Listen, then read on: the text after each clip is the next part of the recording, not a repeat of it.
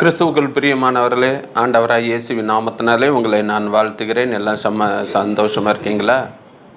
இந்த ஷம்மா மினிஸ்ட்ரி மூலமாக தியான நேரத்திற்கு வந்திருக்கிற உங்கள் ஒவ்வொருவரையும் கர்த்தர் அபரிதமாக ஆசீர்வதிப்பாராக. இந்த நாளிலும் வேதத்திலிருந்து ஒரு வசனத்தை வாசித்து தியானித்து கடந்து செல்வோம். தலையை தாழ்த்தி ஜெபிப்போம். துதிக்கிறோம், சோஸ்தரிக்கிறோம், இந்த நாமத்தை மகிமைப்படுத்துகிறோம். நீர் பாராட்டின எல்லா கிருபைகளுக்காக உமக்கு நன்றியப்பா. இப்பொழுதும் வேதத்துள்ள அதிசயங்களை காணும்படி கண்களை திறந்தரலும். நீர் எங்களோடு கூட பேசும். கர்த்தாவை சொல்லும் அடியேன் கேட்கிறோம். இயேசுவின் நாமத்தில் ஜெபிக்கிறோம் நல்ல பிதாவே, ஆமென். கிறிஸ்துவுக்குள் பிரியமானவர்களே, இது டிசம்பர் மாதம், கிறிஸ்மஸ் மாதம். எல்லாம் மனமகிழ்ச்சியாக சந்தோஷமாக இருப்பீங்க. கிறிஸ்மஸ் வேலையெல்லாம் ஆரம்பிச்சிருப்பீங்க. கேரல் ரவுண்டெல்லாம் நடந்துகிட்டு இருக்கோம். கேரல் ரவுண்டுக்கெல்லாம் மேக்சிமம் நீங்கள் பார்ட்டிசிபேட் பண்ணுங்க. ஏன்னா போய் எல்லா வீடுகளுக்கும் போய் நற்செய்தி அறிவிக்கிறோம் அல்லவா. எனக்கு குளிர், பனி இதெல்லாம் எனக்கு சேராது அப்படின்னு சொல்லாதீங்க. ஜெபம் பண்ணிட்டு போங்க. கர்த்தர் உங்களை பலப்படுத்துவார். அல்லேலூயா. சரி, இந்த நாளிலும் வேதத்திலிருந்து ஒரு வசனத்தை வாசிப்போம். ஏசாயா 7:14 ஆதலால் ஆண்டவர் தாமே உங்களுக்கு ஒரு அடையாளத்தை கொடுப்பார். இதோ, ஒரு கன்னிகை கர்ப்பவதியாகி ஒரு குமாரனை பெறுவாள். அவருக்கு இம்மானுவேல் என்று பெயரிடுவாள். இது ஆண்டவருடைய பிறப்பை பற்றி. இயேசு பிறக்கிறதுக்கு 500 ஆண்டுகளுக்கு முன்பாகவே ஏசாயா என்ற ஒரு தீர்க்கதரிசி மூலமாக கர்த்தருடைய வார்த்தை வெளிப்பட்டதை பார்க்கிறோம். ஏசாயா தீர்க்கதரிசி ஆகாசுக்கு ஒரு அடையாளத்தை கொடுக்கிறார். அவன் அடையாளத்தெல்லாம் நம்பல. அவன் மனம் போன போக்கில் துன்மார்க்கமாக ஜீவிக்கிறான். இருந்தாலும் அந்த ஜனங்களுக்கு, யூத ஜனங்களுக்கு ஒரு அடையாளம். இதோ, ஒரு கன்னிகை கர்ப்பவதி ஆவாள். ஆண்டவருடைய பிறப்பு வித்தியாசமானதுங்க. அதான் ஏசாயா 9:6 அவர் அதிசயமானவர். அவர் பிறப்பே அதிசயங்க. எங்கேயாவது ஒரு கன்னிகை கர்ப்பவதி ஆக முடியுமா? ஏதோ ஒரு ஆணோட சேர்ந்து திருமணம் செஞ்சாதான், ஒரு ஆணோடு இணைந்தாதான் கர்ப்பவதி. ஆனால் எந்த ஆண் கூட இணையாமல் ஒரு கன்னிகை கர்ப்பவதி ஆக முடியாது. ஆனால் அங்கே இயேசு ஆனார். அந்த கர்ப்பம் பரிசுத்த வித்து, பரிசுத்த ஆவியானவர் வித்து அவளுக்குள்ளே வந்தது என்று பார்க்கிறோம். சில பேரை அதை புரிந்து கொள்வது கிடையாது. நிறைய பேர் கேட்குறாங்க, அதை எப்படிங்க ஒரு கன்னிகை கர்ப்பவதி ஆக முடியும்? இதெல்லாம் நடக்காது அப்படின்றாங்க. நான் அவங்ககிட்ட சொல்லுவேன், நீங்கள் தான்ப்பா சொல்கிறீங்க தெய்வம் தூணிலையும் இருக்கும் துரும்புலையும் இருக்குன்னு நீங்கள் தானே சொல்கிறீங்க. ஒரு துரும்பில் இருக்கிற உங்கள் தெய்வம் ஒரு கன்னியின் வயிற்றில் இருக்க முடியாதா? அவங்களால ஒன்றும் பேச முடியாது. அன்னைக்கு ரோம அரசாங்கத்திட இந்த யூத ஜனங்கள் அடிமைப்பட்டு இருந்தாங்க. எப்பொழுது எனக்கு விடுதலை? எப்போ இந்த அடிமைத்தனத்திலிருந்து விடுதலை? மேசியா எப்பொழுது பிறப்பார்? இயேசு எப்பொழுது பிறப்பார்? அவர் நம்மளை விடுவிப்பார் அப்படின்னு நிறைய பேர் எதிர்பார்க்குறாங்க. வேத பண்டிதர்கள் சொல்கிறாங்க, வீட்டிலெல்லாம் கதவை பூட்டிக்கிட்டு அழுது ஜெபிப்பாங்களா, மேசியாவே வாரும் வாரும், எங்களை இக்கட்டிலிருந்து, இந்த இருளிலிருந்து, இந்த அடிமைத்தனத்திலிருந்து எங்களை விடுவியும் என்று அவங்க ரொம்ப ஜெபம் பண்ணுவாங்களாம்.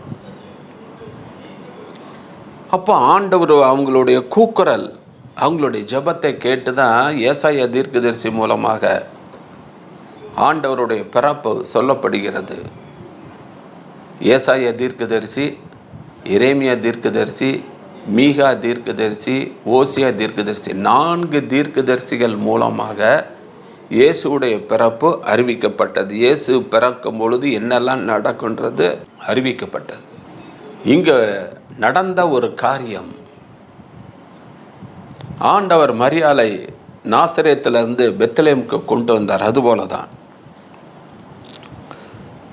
சரி, இப்போ தேவனுடைய திட்டம், ஒரு கன்னிகை கர்ப்பவதியாகி ஒரு குமாரனை பெறுவாள். அந்த கன்னிகை எங்கே இருப்பான்னா நாசரேத்தில் உள்ள மரியாள். இந்த மரியாள் எங்கே குழந்தைய பிறப்பான்னா பெத்லெஹேமில் பிறப்பார்.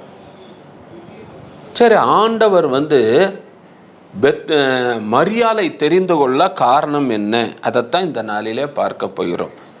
லூக்கா எழுதின சுவிசேஷம் 1:31 நீ கர்ப்பவதியாகி ஒரு குமாரனை பெறுவாய், அவருக்கு இயேசு என்று பெயர் விடுவாயாக. அப்போ இந்த பெத்லெகேமிலே இயேசு பிறப்பார். எப்ராத்தா எனப்பட்ட பெத்லெகேமே. அப்போ பெத்லெகேமில் உள்ள அநேக கன்னி பெண்கள், வேத பண்டிதர்கள் என்ன சொல்றாங்கன்னா, அநேக கன்னி பெண்கள் எங்கள் வயிற்றில் இயேசு பிறக்கணும், எங்கள் வயசில் இயேசு பிறப்பாரான்னு பல நாட்களாக வருடங்களாக காத்திருந்தாங்களாம். ஒருவேளை அந்த அதிர்ஷ்டம் நம்மளுக்கு கிடைக்குமே அப்படின்ட்டுன்னு. ஆனால் கர்த்தர் பாருங்க, அங்கே அவ்வளவு நிறைய இருந்திருப்பாங்க கன்னி பெண்கள். ஆனால் அங்கே மரியாதை தெரிந்தெடுக்க காரணம் என்ன? அதைத்தான் இந்த நாளிலே நாம் தியானிக்க போகிறோம்.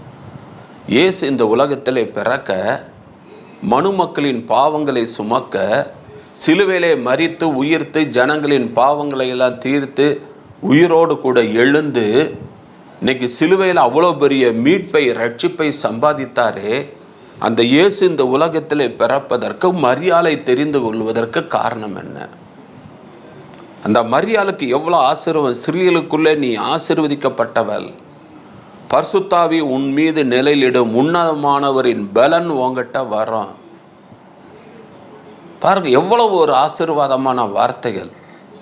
இந்த மரியாள் தான் எந்திரிச்சு எலிசபெத் வீட்டுக்கு போய், எலிசபெத் காட் பிளஸ் யூ சொன்ன உடனே வயிற்றில் உள்ள பிள்ளை துள்ளிற்று. அப்போ இந்த மரியாள் வாயிலிருந்து வர வார்த்தை எவ்வளவு ஆசீர்வாதமான வல்லமையுள்ள வார்த்தையாக இருந்திருக்கணும்.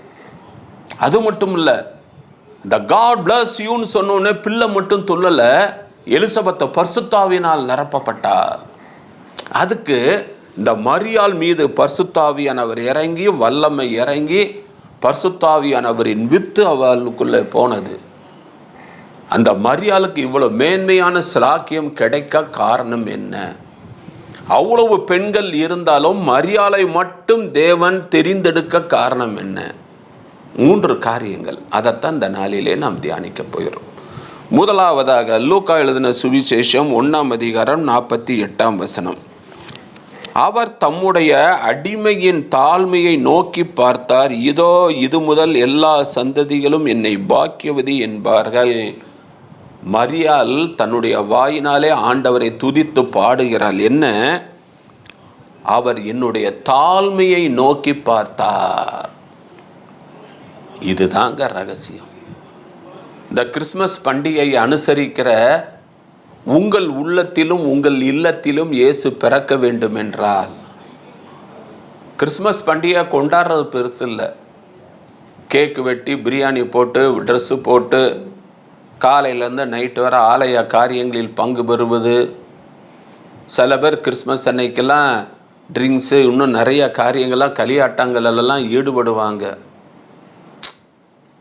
இயேசு உங்கள் உள்ளத்தில் பிறக்கணும், உங்கள் இல்லத்தில் பிறக்கணும். அது மற்றவங்களுக்கு தெரியணும். கிறிஸ்துவுக்குள் பிரியமானவர்களே, இந்த நாளிலும்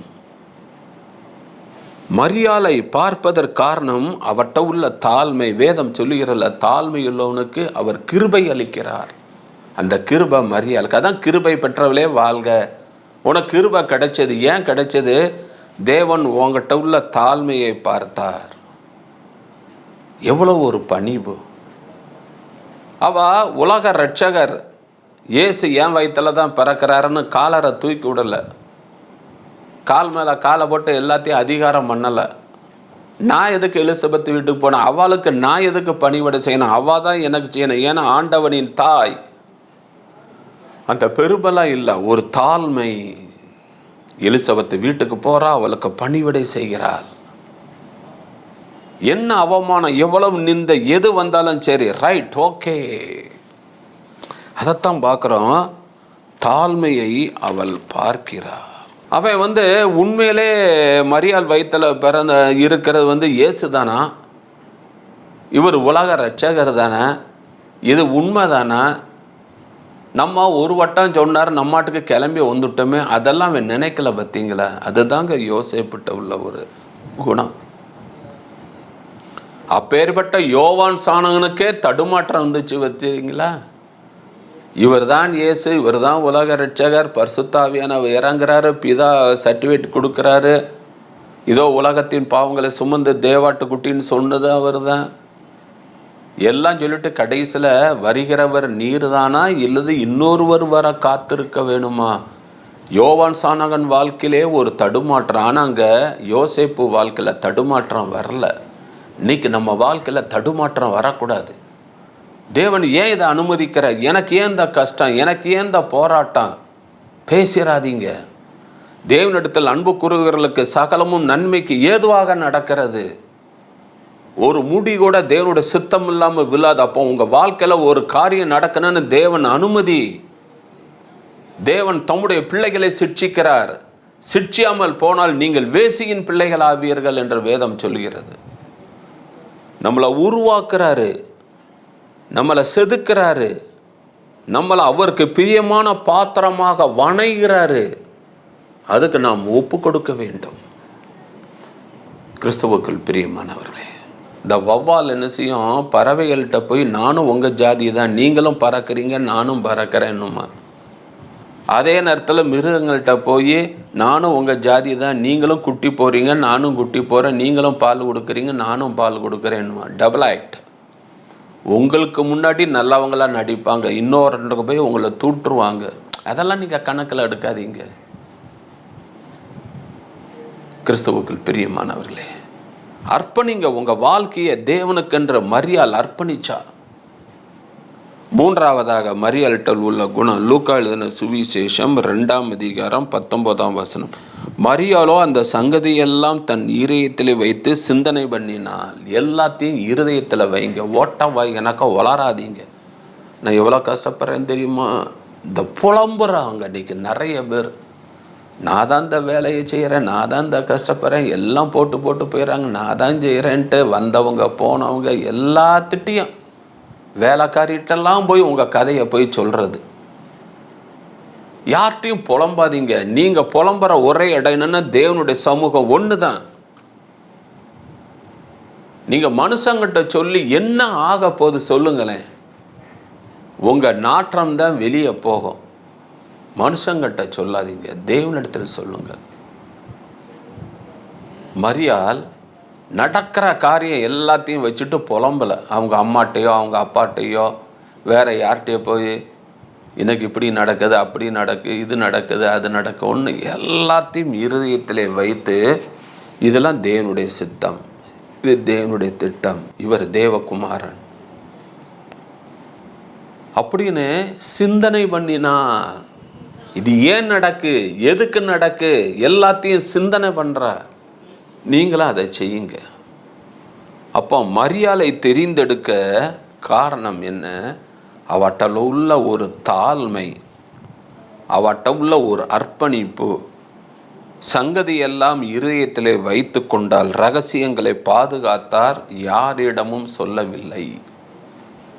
இந்த குணங்கள் மரியாள்கிட்ட இருந்ததுனால தான் மற்ற பெண்களை காட்டிலும் மரியாளை செலக்ட் பண்ணி அவள் வயிற்றில் தேவன் பிறந்தார் என்று பார்க்கிறோம். கிறிஸ்துவுக்குள் பிரியமானவர்களே, கிறிஸ்துவ உங்கள் உள்ளத்தில் பிறக்க வேண்டும் என்றால், இல்லத்தில் பிறக்க வேண்டும் என்றால் மரியாள்கிட்ட உள்ள தாழ்மை, அர்ப்பணிப்பு உங்கள்கிட்ட இருக்கணும். கிறிஸ்து உங்களிடத்தில் உருவாக்கும் அளவு நான் கர்ப்ப வேதனைப்படுகிறேன். பவுல் கர்ப்ப வேதனைப்படுறாரு. எப்படியாவது உங்கள் உள்ளத்தில் இயேசு பிறந்த அந்த மெய்யான சமாதானத்தையும் சந்தோஷத்தையும் பெற்றுக்கொள்ள வேண்டும் என்று. அதற்கு நாம் அர்ப்பணிப்போமா? தலையை தாழ்த்தி ஜெபம் செய்வோம். அன்புள்ள ஆண்டவரே, அருமையான அந்த வேலைக்காக நன்றி அப்பா. 2000 ஆண்டுகளுக்கு முன்பாக ஆண்டவரே இந்த குளிர்காலத்திலே நீர் பிறந்தீர், இந்த உலகத்திலே அவதரித்தீர், மரியாளை தெரிந்து கொண்டீர். அதற்கு காரணங்களையும் வேத வசனங்கள் மூலமாக நாங்கள் அறிந்து கொண்டோம். இந்த நாளிலும் எங்கள் உள்ளத்திலும் இல்லத்திலும் பிறந்து அப்பா, அந்த அநேக புறஜாதியார்கள் உள்ளத்திலையும் பிறந்து மெய்யான சமாதானத்தையும் சந்தோஷத்தையும் பெற்றுக்கொள்ள நீர் கிருபை தாரும். நீங்கள் அப்படி செய்யப்படுற கிருபைக்காக நன்றி. ஆசீர்வதியும் வழி நடத்தும். இயேசுவின் நாமத்தில் ஜெபிக்கிறோம் நல்ல பிதாவே, ஆமென். கிறிஸ்துவுக்குள் பிரியமானவர்களே, இந்த செய்தி மிகவும் பிரயோஜனம் உள்ளதாக இருக்கும் என்று நான் நினைக்கிறேன். உங்கள் ஜெப தேவைகளை எங்களுக்கு தெரியப்படுத்துங்கள். நாங்கள் உங்களுக்காக ஜெபிக்கிறோம். God bless you.